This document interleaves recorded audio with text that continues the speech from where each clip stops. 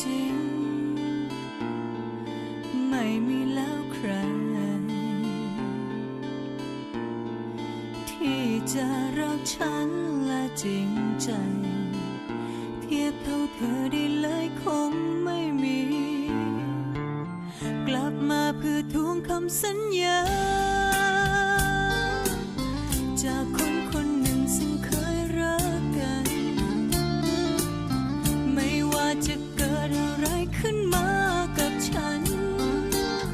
เธอไม่มีวันทอดทิ้งให้ฉันเดียวดายอยากให้เธอรู้ว่าฉันคิดถึงเธอที่สุดอยากให้เธอรู้ว่าฉันยังรักเธอที่สุด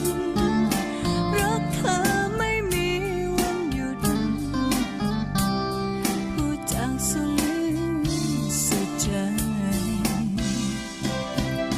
อยากให้เธอรู้ว่าฉันยังรักเธอแต่ตอนนี้เธออยู่ไหนรู้หรือไม่ว่าฉันต้องการ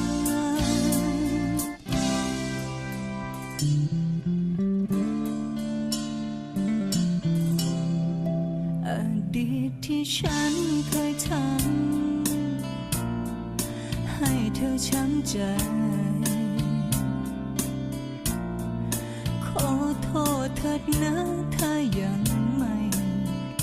สายเกินไปโปรดอภัยให้กันกลับมาเพื่อทวงคำสัญญาจากคนคนหนึ่งซึ่งเคยรักกันไม่ว่าจะเกิดอะไรขึ้นมากับฉัน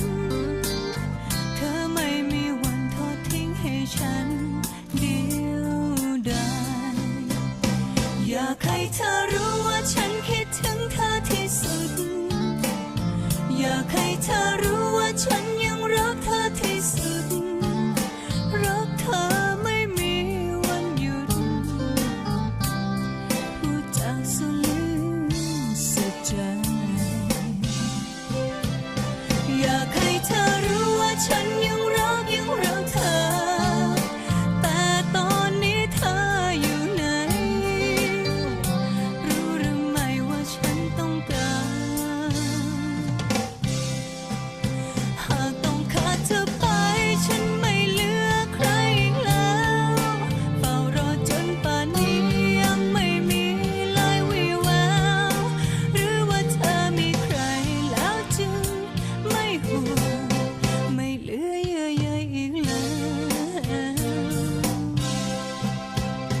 อยากให้เธอรู้ว่าฉันคิดถึงเธอที่สุดอยากให้เธอรู้ว่าฉันยังรักเธอที่สุดรักเธอไม่มีวันหยุดพูดจากสุด